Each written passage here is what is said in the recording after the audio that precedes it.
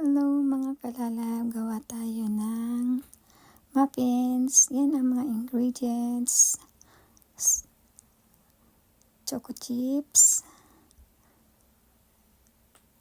milk,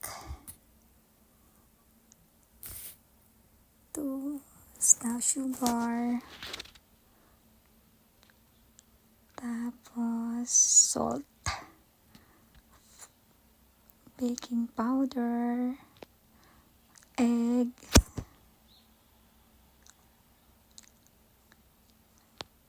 ayan lang naman, kunti lang naman ang ano natin, madali lang siyang mahanap. Egg muna ang lagay natin, tapos gamitan natin ng hand mixer para ano siya, ano talaga siya, halong maigi siya.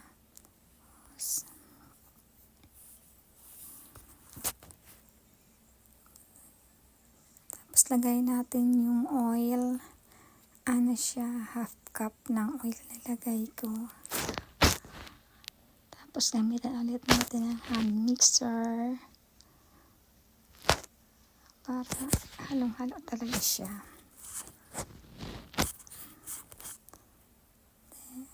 Then, pag nahalo na natin, kunting oras lang, minuto lang naman yun, second nga lang. Lagay natin yung 1 cup milk.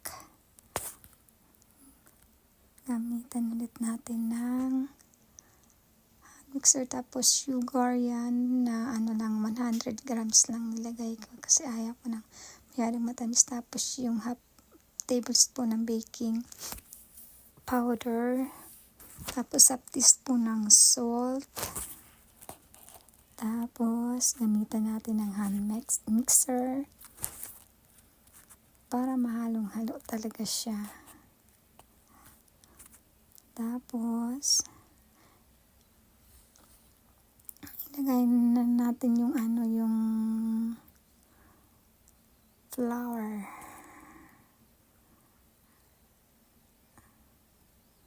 $320 grams na flour yan ginamit ko dyan. Ayan,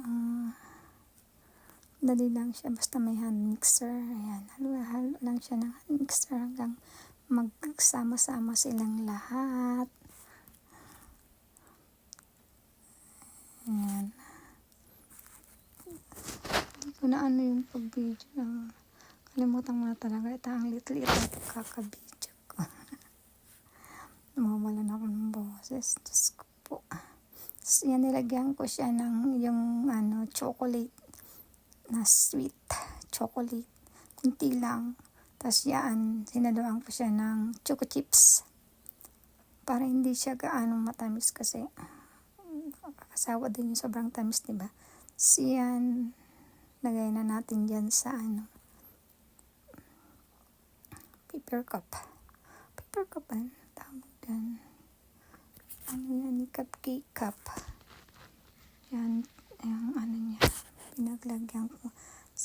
Isang lang siya, malanga yata ang isa. Yung large na ice cream scoop.